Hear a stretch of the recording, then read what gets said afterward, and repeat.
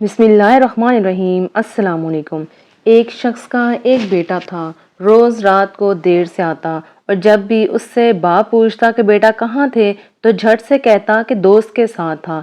एक दिन बेटा जब बहुत ज़्यादा देर से आया तो बाप ने कहा कि बेटा आज हम आपके दोस्त से मिलना चाहते हैं। बेटे ने फौरन कहा अब्बा जी इस वक्त अभी रात के 2 बजे हैं, कल चलते हैं। नहीं अभी चलते हैं, आपके दोस्त का तो पता चले। बाप ने अभी पे जोर देते हुए कहा। जब उसके घर पहुंचे और दरवाजा खटखटाया तो काफी देर तक कोई जवाब न आया।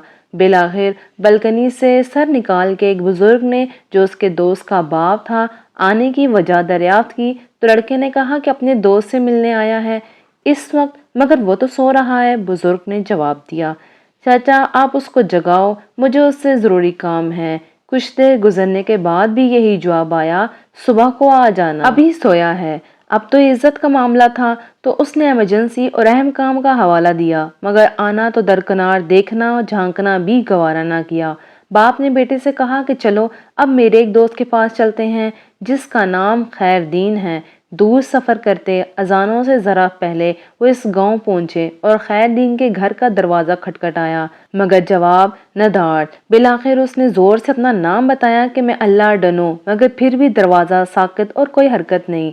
अब तो बेटे के चेहरे पे भी फातिहाना मुस्कुराहट आ गई, लेकिन उसी लम्हे लाठी की ठक ठक सुनाई दी और दरवाजे की जंजीर और कुंडी खोलने की आवाज आई। एक बूढ़ा शख्स बरामद हुआ जिसने लिपट कर अपने दोस्त को गले लगाया और बोला कि मेरे दोस्त बहुत माजरत, मुझे देर इसलिए हुई कि जब तुमने 27 साल बाद मेरा दरवाजा रात गए खटखटाया तो मुझे लगा कि तुम किसी मुसीबत में हो, इसलिए जमा पैसे निकाले कि शायद पैसों की जरूरत हो। फिर बेटे को उठाया कि शायद बंदे की जरूरत हो। फिर सोचा शायद फैसले के लिए पग की जरूरत हो तो उसे भी लाया हूँ। अब सब कुछ सामने है, पहले बताओ किस चीज की जरूरत है।